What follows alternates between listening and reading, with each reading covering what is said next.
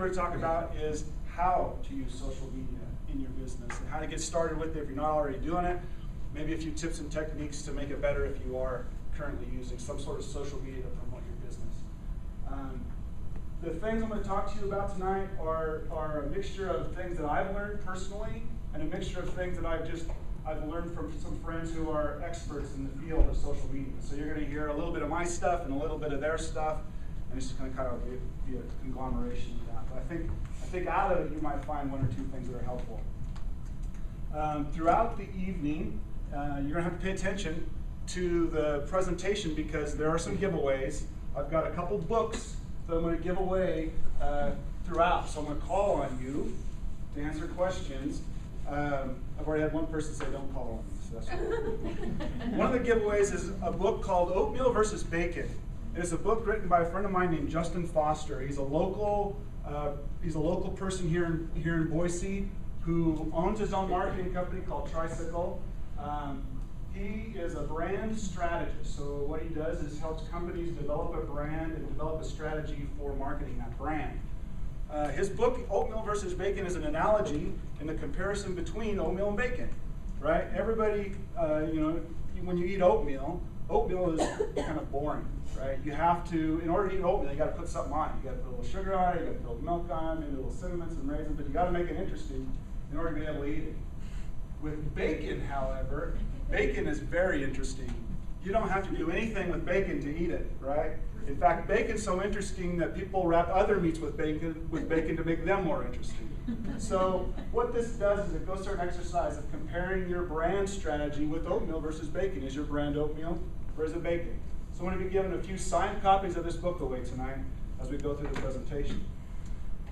The other book is a book called My First Puppy, and it was written by one of my co-workers who's also here tonight. Her name is Mandy Wood.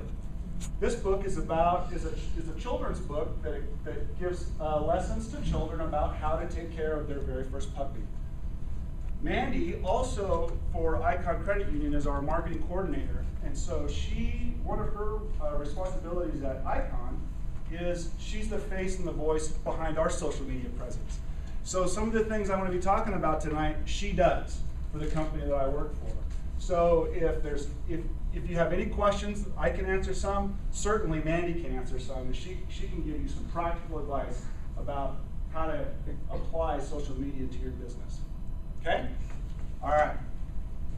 So the reason I asked you those questions to get started is because not so long ago I gave this same presentation to a room full of college students. I was invited to NNU to give a presentation to the business class there. It was juniors and seniors, and it was a room full of 50 people, so it was about this size. But it was all young folks. It was all 20, 21-year-old young adults. And so I asked them the same question about who uses Facebook and so on. And so when I asked them this because I felt like maybe it was a good demographic of young people to have them all there in front of me. So I asked this room full of people, how many of you use Facebook? How many of you have a Facebook account? 99.9% of the folks in the classroom raised their hand. The only person who didn't was the instructor, was the professor of the class. He doesn't have a Facebook account. But everybody else did. Then I asked them, how many of them use Twitter? And I was surprised by the answer. I figured it was going to be low because I know that the demographic behind Twitter is a 28 to 35-year-old kind of person. So I didn't expect a big number, but I didn't expect zero. I was surprised. Now, one person in the room of 50 college students used Twitter. The next thing I asked was how many of you use Facebook locations, Gowalla or Foursquare to check in and let people know where you are. And I got about 10%, which is pretty close. Well, we had 3 people here that used that.